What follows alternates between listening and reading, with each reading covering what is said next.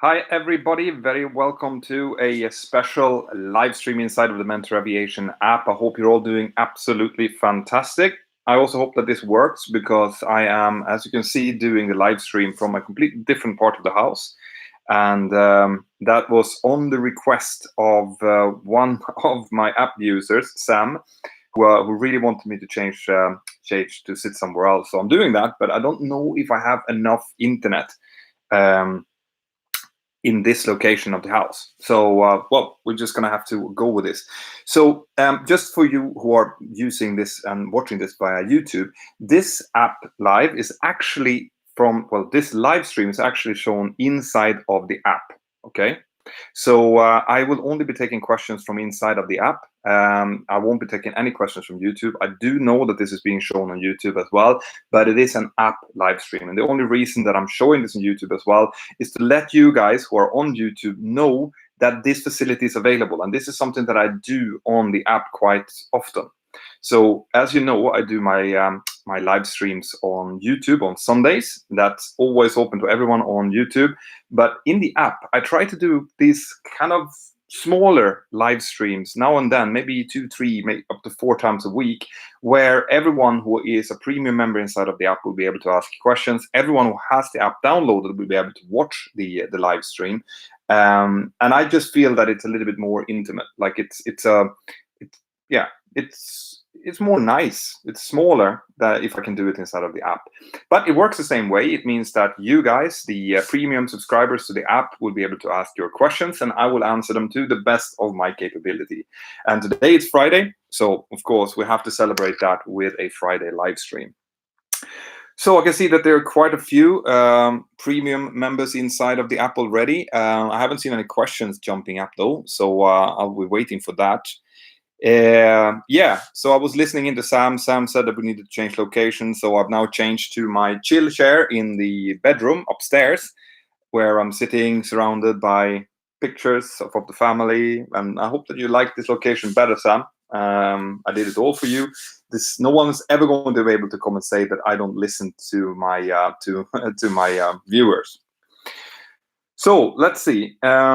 Question from Men is asking, is it ever okay to receive a bank angle warning? And the answer to that is, it depends. All right. During normal operations, you shouldn't get a bank angle warning because it comes above 30. I think we get it at 31 or 32 degrees indicated.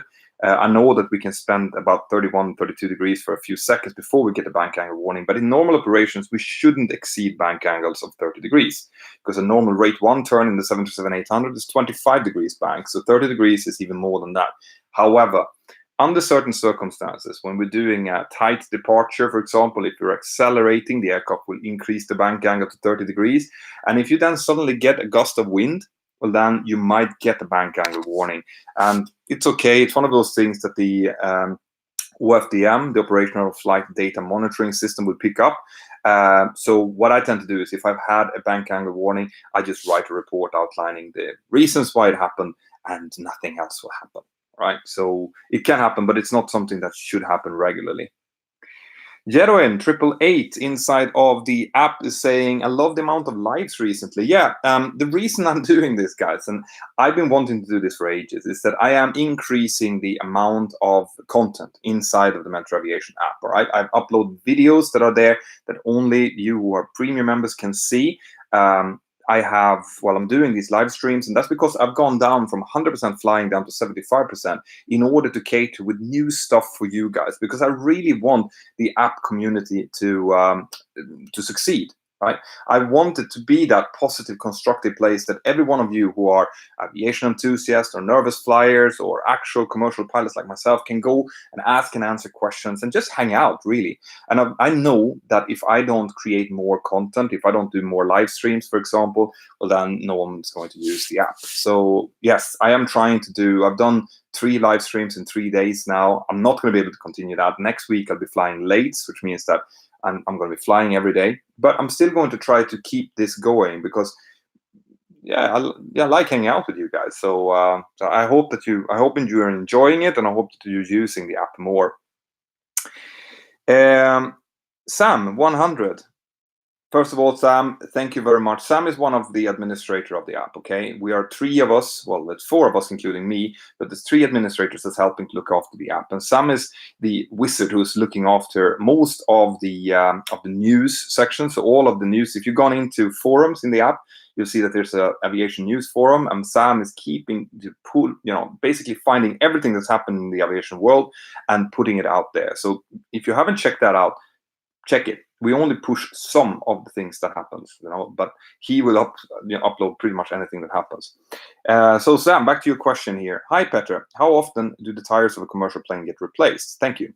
Well, that depends on the wear and tear of them. Okay, so it's kind of like cars that the engineers will be looking in the morning. Sorry, during the night when they do their daily inspection of the aircraft, and they will see how much worn they are.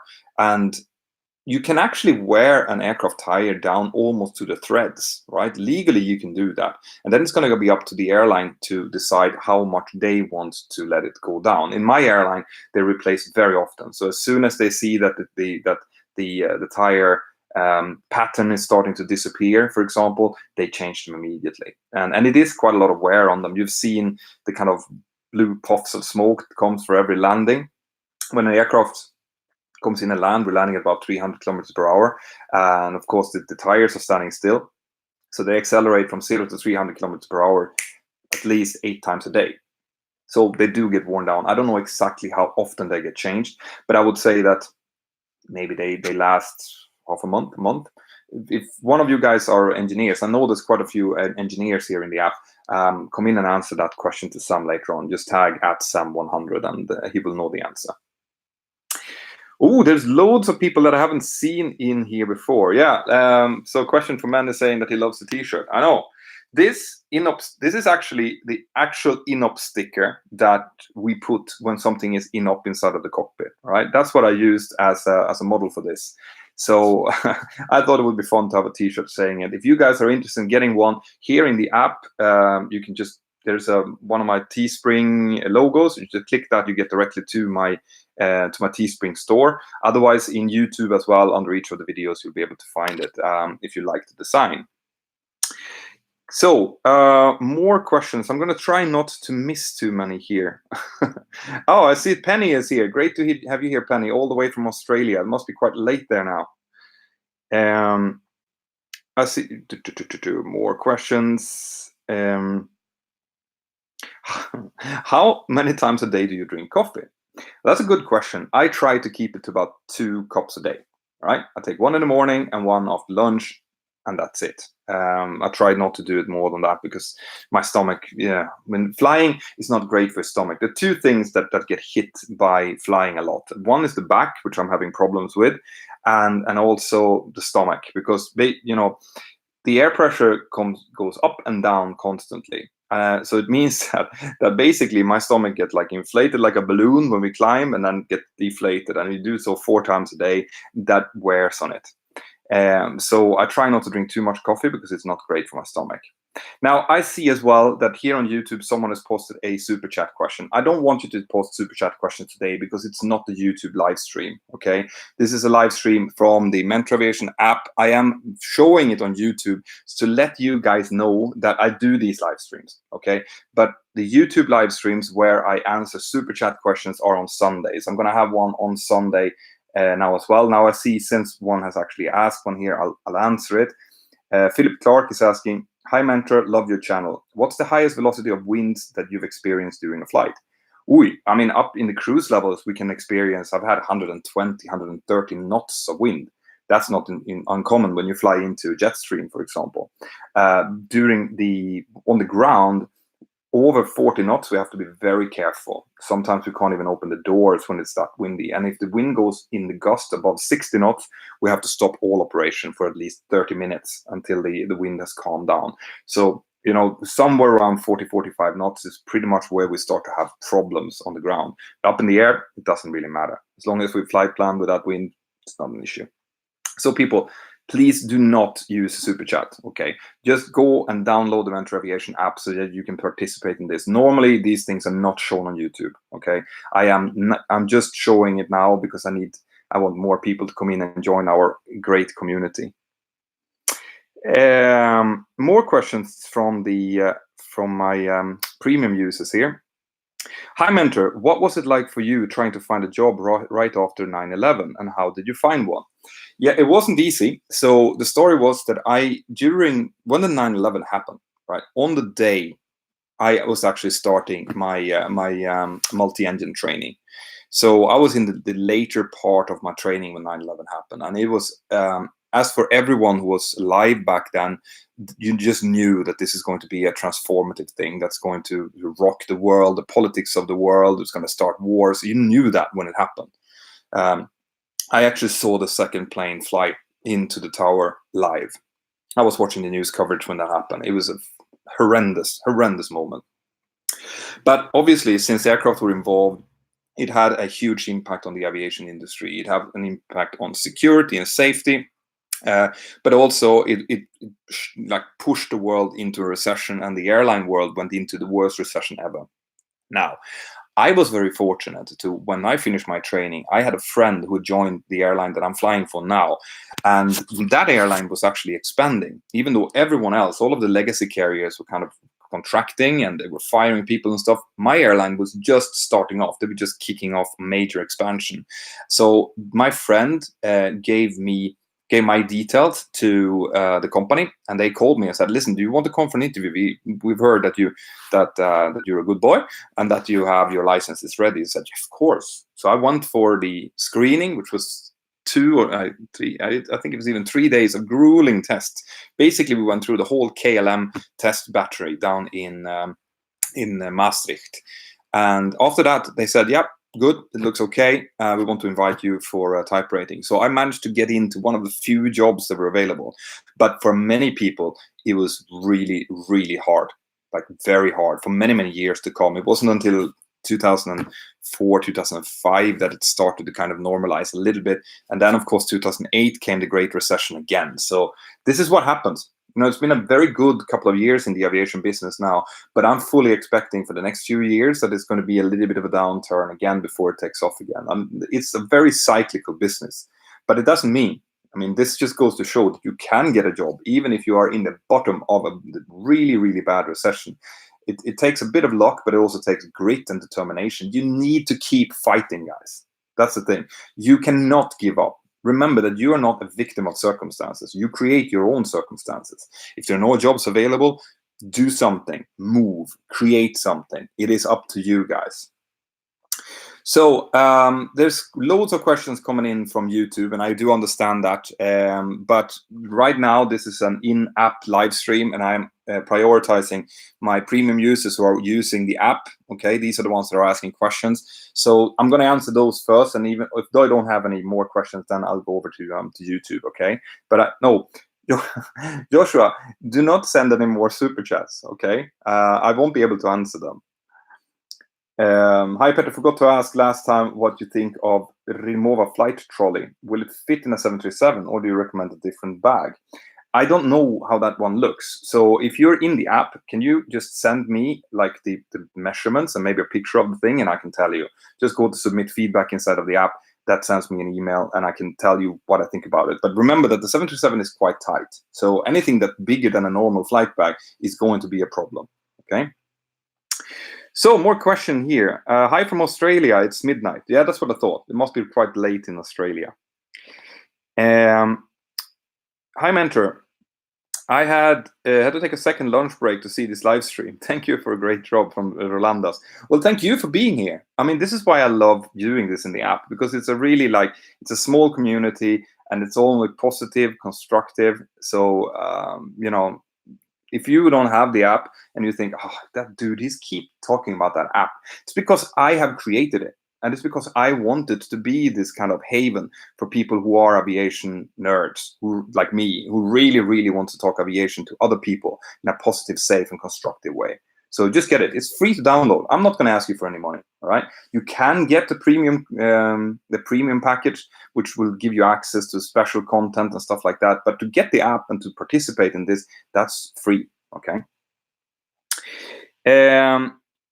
Jeroen, 888, how do airlines like it when pilots request a part-time schedule like your 75%? Does it depend on the economy or seniority?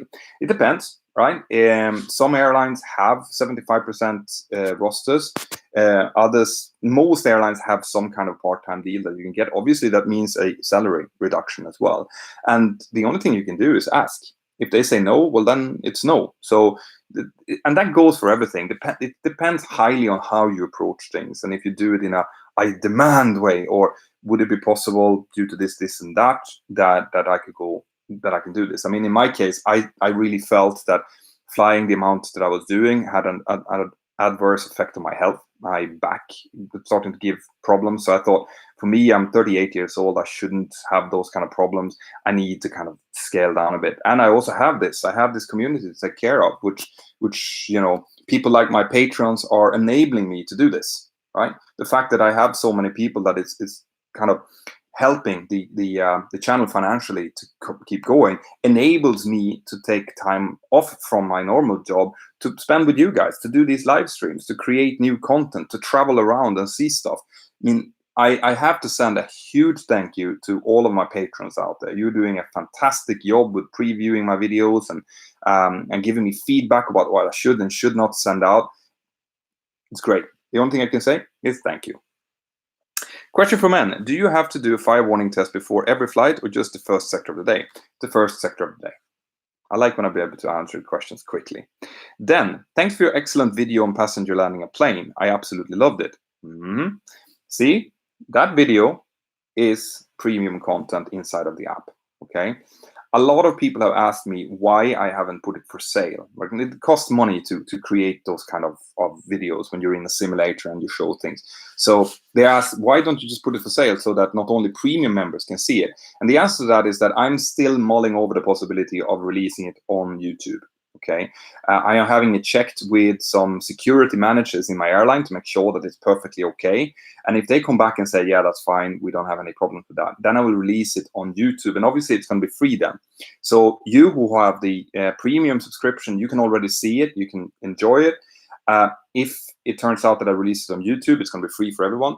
And if they come back and say, no, we don't, not for YouTube, that wouldn't be great. Well, then I'm going to make it available to buy inside of the app as well. So, that's why it hasn't been made available to everyone in the app yet. Penny is asking, oh, sorry, I jumped a question there. Do you think 3,000 feet is enough altitude for a passenger trying to land in case autopilot goes off or something? Maybe it would be better being at higher altitude until closer to the airport. I think you may have just mentioned 3,000 feet as an example.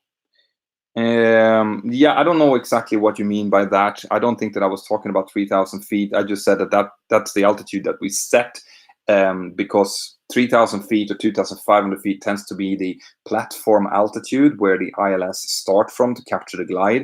It's because you get within kind of the safety areas of the ILS. If you're at that altitude and you capture the glide, you're going to be at around 10 nautical miles. Okay, and it's from 10 nautical miles that the ILS signal is the quality of the ILS signal is guaranteed. So that's why you tend to start from 3,000 feet to 2,500 feet, providing that you're on a glide slope. Penny is saying, hi, Petter, not aviation related, but how is your day going so far? It's great. It is great. I got up, gave my kids breakfast. I, put them to school. I've been, setting up for this live video. You got the push notification about that quite early. And then I've been making videos, as in doing a lot of editing, which takes a lot of time. And then I've had a lovely lunch with my wife that I just came back from, and now I was actually editing videos again. So it's been a great day so far. Nevarian 5. Hi, Mentor. This, by the way, is once again how it looks in the it's Penny and Nevarian, and yes. I've lost my train of thought. Hi, Mentor. I guess you did not have the time to answer yesterday, but how important is the coffin corner phenomenon in modern jets? I also wrote a post today about the Mentor online flight course and a yearly conference. By the way, when can we speak to you when you're online? Great career, great flying, great profession. Would you consider the medical profession if you were not a pilot? Many doctors would like to be pilots. First of all, thank you very much. Second of all, the coffin corner thing is obviously a problem. The coffin corner comes with the fact that the speed of sound decreases with temperature, and as the temperature decreases, when we go higher, we'll get closer and closer to the speed of sound, which we cannot transgress. We're not supersonic jets. And also you have things like the amount of thrust that the engines can take as the air gets thinner.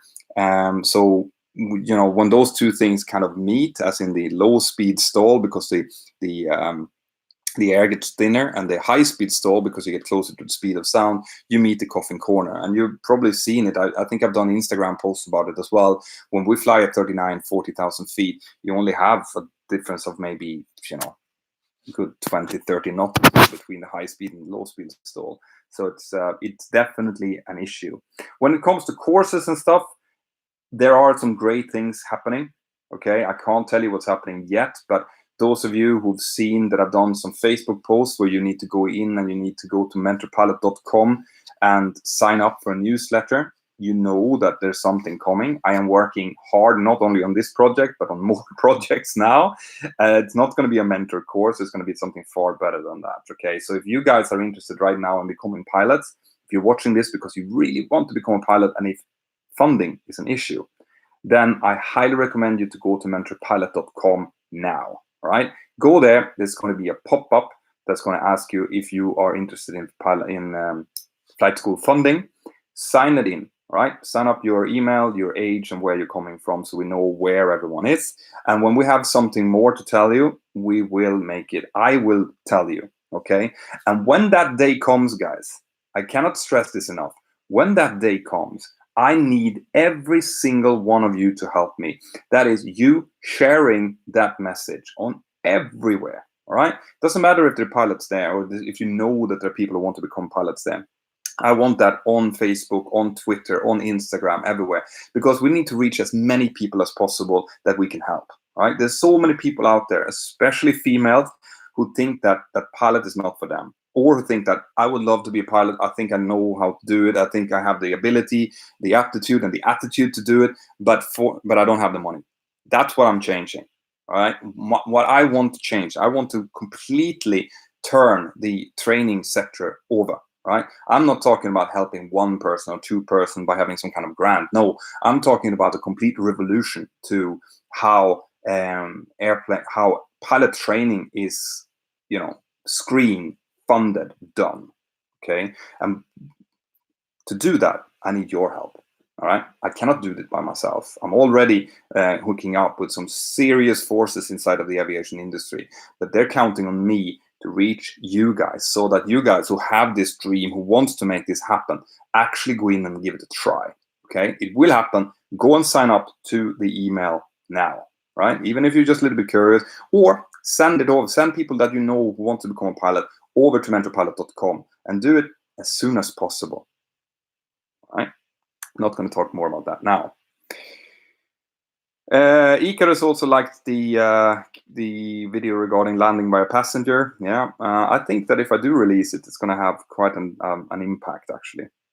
How hot do the wheels get on takeoff or landing? The wheels get quite hot. The brakes get much hotter. Right, on takeoff we don't use much braking, but during landing the brakes get really hot. Sometimes I've landed and we've had to make a really hard braking because the runway is short, for example, or it's really hot outside.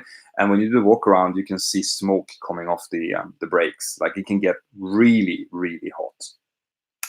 What's the weather like down in Girona? Well, it's beautiful. We're coming into autumn now, so it's not as warm, but it's still 25 degrees and sunny, and yeah, it's beautiful. Like, this place is such a great place to be in the world. I really hope that you guys have a chance one day to come down here. And, by the way, talking about that other question that came up about a conference, mentor conference, whatever, I would love to do that. And in fact, I'm going to look into trying to do that.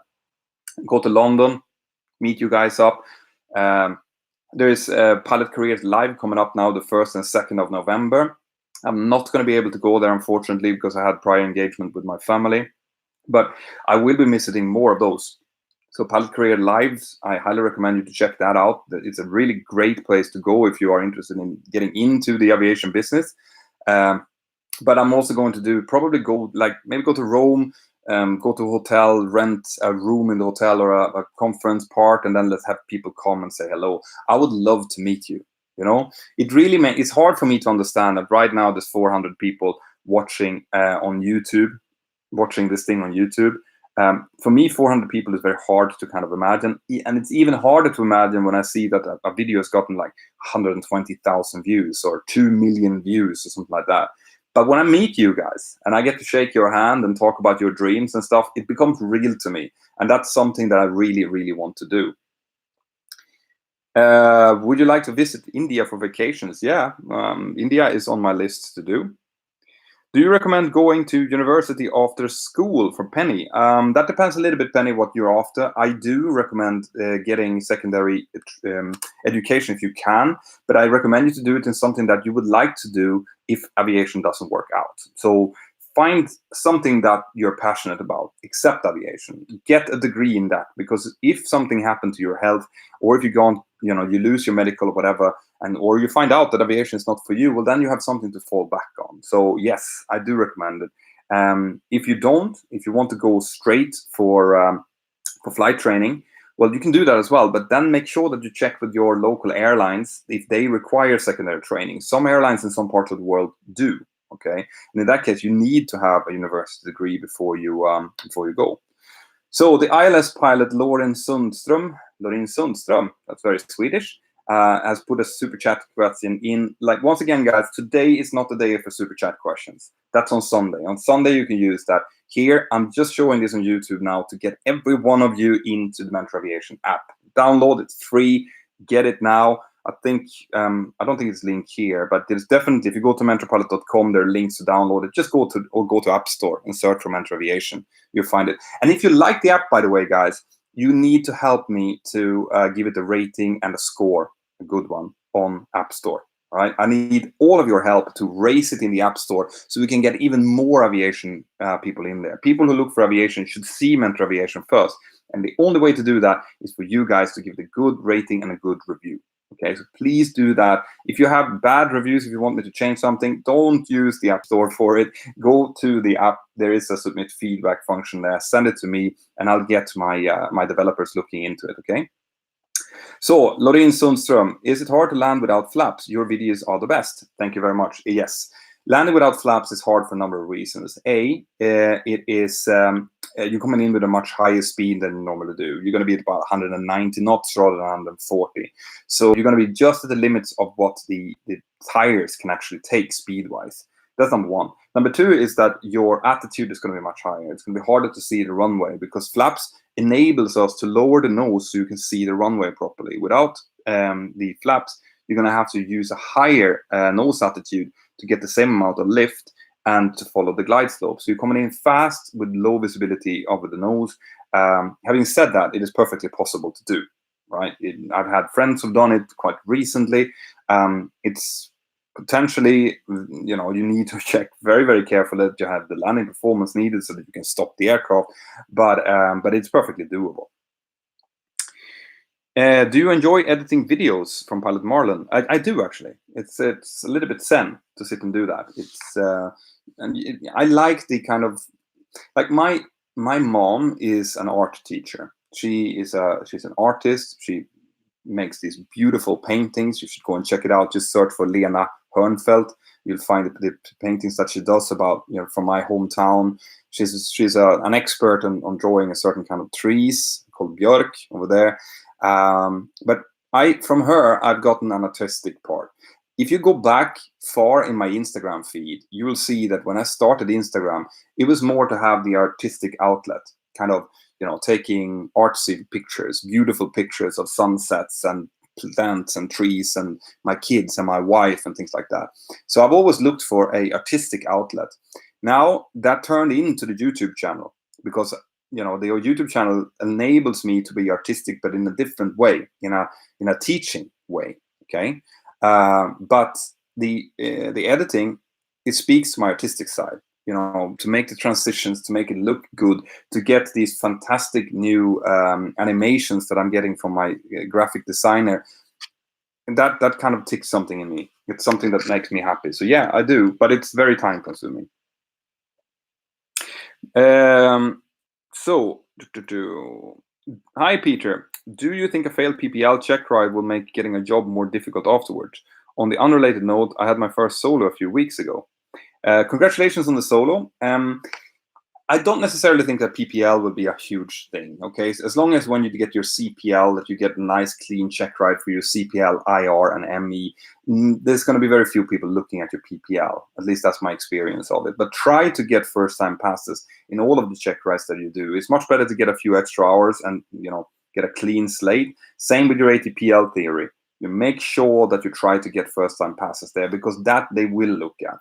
Okay, most airlines will have a look at that you have first-time passes on those things. So do try to get that if you can. Question from Anne: would it still be possible to fly an aircraft with 1/4 of the wing missing due to the wing strike in the runway or any other reason? Hard to say, right? Depends on what happened. I would say that it's going to be quite difficult, because you're going to have a very high bank tendency towards one side. And also, when you do that, you're going to take away hydraulic lines. So you're going to have issues with hydraulics as well. 1/4 of the wing is a huge part of the wing. I mean, losing a winglet, yeah, that's fine, right? Losing a little bit of the wingtip is probably going to be fine as well. But losing a major part of a wing or a stabilizer or a fin, that is going to be an issue. Balai, hi Mentor. Make a video on the fork. It was just awesome, and some info. Thank you so much. Make some more informational videos on future aviation and advances in equipment and redundancy. Yeah. Something I'm looking into is being more reactive to the industry. If something happens, I can gather the info, research, and I can come out and do videos for you. I know that the cracks in the Boeing wings video was very appreciated. So I might be doing more of that, especially when there's no incidents. Like if there's accidents and incidents, I have to be very careful. But when it's stuff like that, then I can actually go in and talk about it. So, and I enjoy doing that as well. So, Rich, hi Petter, is it more common to get overspeed warnings in the winter? No, it's not. How hot do the brakes get on rejected takeoff? Depends on the weight and the outside temperature and a lot of other things. The speed is very important when you actually initiate the rejected takeoff.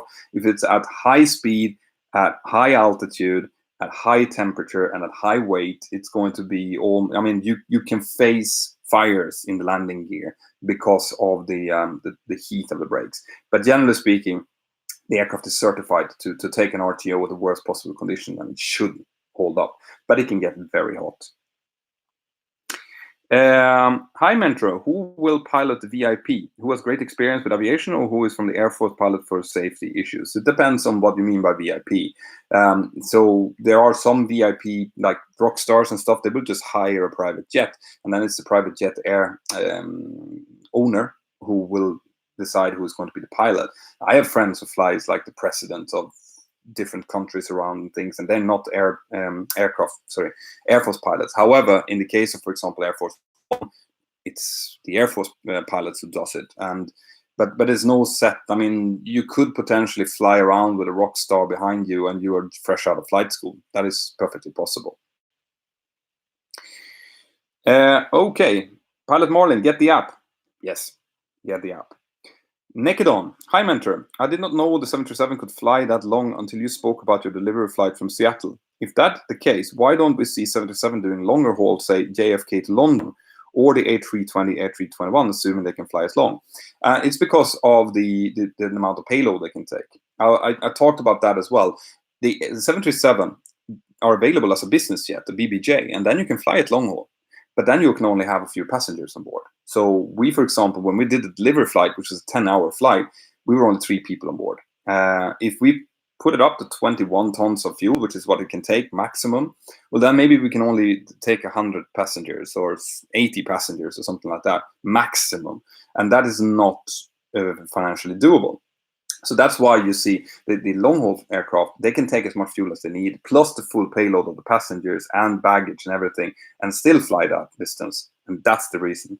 This is also why the 321 Neo XLR and the 737 Max and the 320 Neo, they have increased the efficiency of the engines, which means they need less fuel to carry the same amount of passengers, which means they can go further. So that's why, essentially.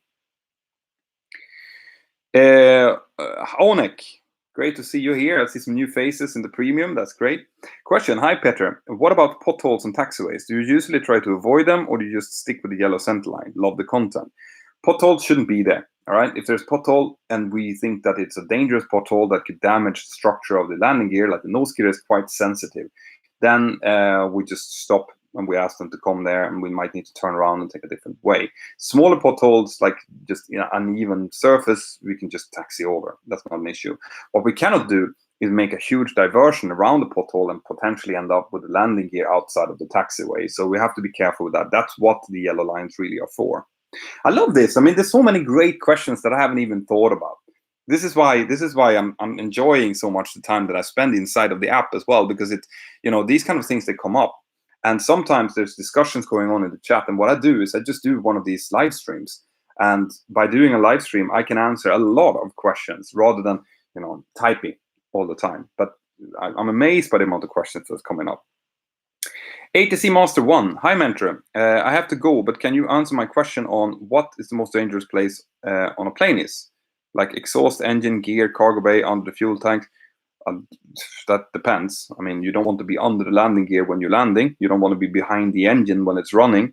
So you can't really say that a place is more dangerous than the other. The hot parts of the engine are extremely dangerous when the engine is running, and the front of the engine when the engine is running is basically like a big meat grinder. If you get sucked in there, that's the last thing that you will ever see. So, I would say that once the engine, let's say the aircraft standing on the apron, thing to keep away from is the engines. Obviously, you can see the danger zones are clearly defined on the body. When you board next time, you can see that there's a red line on the aircraft, and it says that beyond this line there's a danger zone. When the engine is running, that's where the suction is. And the problem with the suction, guys, is that you won't feel it until you feel it, and when you feel it, it's too late. Because that's the way it sucks like a Hoover. And if you have a vacuum cleaner and you hold the vacuum cleaner up and you move your hand towards it, you'll notice that you don't feel anything. But when you feel it, it suddenly sucks your finger in. Okay, it's exactly the same with the jet engine. When you feel it, it is too late. So that's why you have to be well away from it, and also slightly behind the engine inlet. You have to be careful because it actually sucks air around the engine inlet. So be very careful if you're working on the ramp around live engines.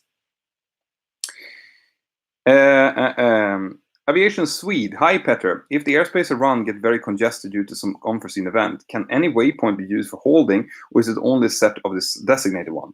Any waypoint can be used for holding, and you don't even need a waypoint. I have been constructing my old holding out of the sea. And sometimes, for example, here in Girona, you get some huge thunderstorms. And these thunderstorms, they might be sitting over the designated holding area. So what I do is just find an area which is clear, and I tell air traffic control, listen, I'm going to hold here over this point. I'm going to use 1.5 minute legs, and I'm going to do an inbound track of this and outbound on this. And they say, yep, fine, there's no traffic. And then I just put hold in current and present position. There's a PPN switch on the, if you go into the holding page in the FMC, you'll see that you can choose PPN, that's present position. Exit, put that in, and then just put the inbound course and the holding length, and it will create a holding in thin air without even a waypoint. Pilot Marlon, do you train landing with or out landing gear in the simulator? Right gear and nose gear, for example? No, we do that only as practice of emergency evacuation. So, you do a landing, the gear collapses, and you have to do an evacuation based on that. So we don't do practice landings with it. There is techniques for this in the flight crew training manual, but that would be something that you would read up on in case it would actually happen to you. What is it like sleeping in the cockpit of a 737? Yeah, as part of controlled rests, you can do that. I've done a video on that, and it's just like sleeping anywhere else, really. Hi, Peter, from Joachim. How is the transmission going from first officer to a proper captain? Do you get special training to become a responsible captain? Thanks for everything. Yeah, you do. Yeah, as part of the upgrade, it's an extensive selection and training program that you have to go through. It takes several months to do. In some airlines, it takes a year to do that transition training where you go from right to left. So yeah, it's a long training program, and I might actually do a video on that one day. The Dutch King flies himself. He just got re-certified for the Fokker 100 to the Boeing 737. Hopefully he watched some of my videos. Maybe he's in the app. That would be cool. Yeah, I know that he flies. It's kind of funny, actually. He kept that secret for a long time, but he definitely is a first off. I think he's a first officer on the in KLM still. Balai, hi mentor, VIP, I meant like world leaders. Yeah, me too. So some world leaders, they will travel with their air force. Some world leaders would actually charter in pilots to fly them. So it's different. You can't really say who is going to fly around VIPs. But generally, I'd say for major world leaders, it's going to be the air force in their country that takes care of their jet travel. So, Valerio V, what is your opinion about the incident from London City, an environmental activist climbing on top of an Embraer? I think that it was silly. Okay, so you don't need to climb on top of an Embraer in order to stop it from moving. You just have to be on the apron. You have to sit in front of the nose gear or whatever. They're not going to move. You don't. I mean, it's a publicity stunt to do something like that, and you're endangering yourself. You can easily fall off that thing, and you might kill yourself doing that. You're potentially damaging antennas and things on top. You don't climb on aircraft. Like that's the fundamental thing.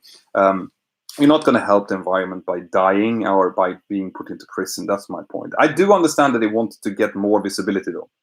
I do understand the whole thing, but no, don't climb up on stuff. Don't do that. So Penny, what makes a good first officer? It's a big question, right? I can probably spend 2 days talking about this. But a good first officer is knowledgeable, is assertive, as in you know your stuff, you are able to and willing to speak up when it's needed. So when you see something that is potentially dangerous or wrong, you need to speak up to the captain, no matter if it's a chief pilot, if it's me, or if it's someone else. You're adaptable. You're kind of like a chameleon, which means that you can adapt to different personality types and still have a good day, because that's crucial to get CRM working. So if you fly with someone that is really strict, well, then you follow that way. You follow with someone who is not strict, well, then you adapt to that, but you still do your job. Remember that you are employed to be a good first officer, which means following the SOPs, doing things the way that the company has stipulated it to be done. Even if the captain is not doing it, let's say that the captain is not following SOPs, is not doing the briefing stuff, you still do it. Because remember, if you do it, it's going to be much harder for him or her not to do it. Okay, so being a good first officer is the same as being a good captain, but you're a good, like, it's a good followership rather than a good leadership. But you also need to show leadership when it's needed. So that's in essence what it is. Smile, be a nice person to work together with, but know when you need to put your foot down and know your stuff, know your technical stuff, know your SOPs and things like that. Otherwise, it's going to be hard. Guys, I am running out of battery because I'm using my laptop here. That's why I'm in my bedroom up here.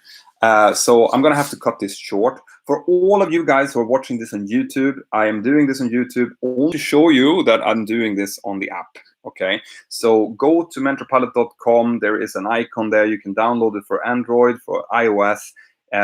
Make sure that once you have signed in, that you go to settings and you fill in that little aviation CV that I've created and put a profile picture up, and then just enjoy. Go into the chat and talk to me, talk to other aviation enthusiasts, students, and commercial pilots that are in there.